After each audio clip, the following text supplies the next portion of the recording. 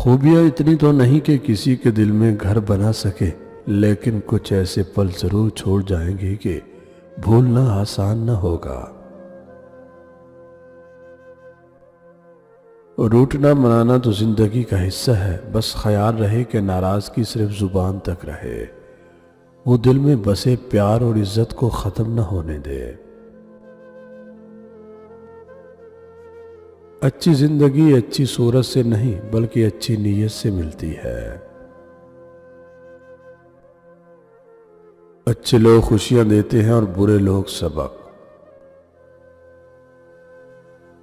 آپ کب صحیح تھے یہ کوئی یاد نہیں رکھتا، لیکن اب کہاں غلط ہو یہ کوئی نہیں بھولتا۔ سچا انسان جذباتی ضرور ہوتا ہے مگر منافق نہیں ہوتا۔ کبھی کبھی اچھا لگتا ہے سب جان کر انجان بننا، چپ رہ کر سامنے والے کی چالاکیاں دیکھنا، سامنے والے کی حد دیکھنا کہ وہ ہمیں بے وقوف بنانے کے لیے کہاں تک جا سکتا ہے۔ ناراضگی اور بیزاری دو الگ پہلو ہیں، کسی کو منانے سے پہلے دیکھ لیں کہ وہ ناراض ہے یا بیزار۔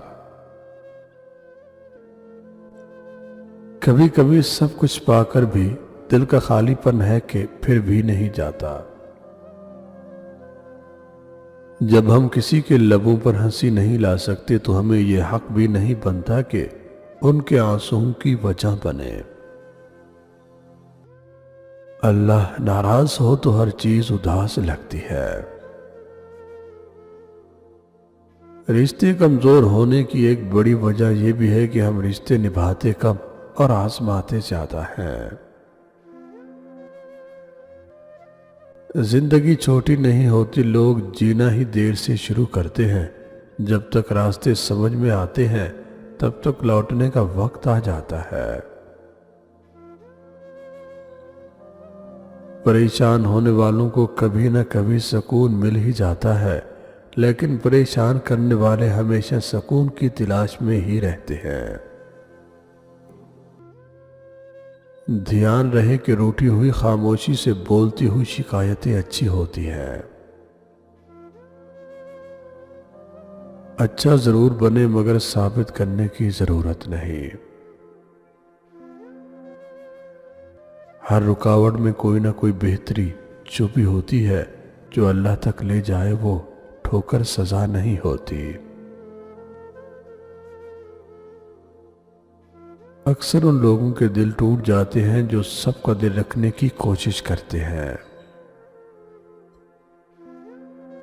جب کوئی آپ کو نظر انداز کرے تو سمجھ لو کہ وہ آپ سے اپنی زندگی سے نکل جانے کی خاموش سی گزارش کر رہا ہے۔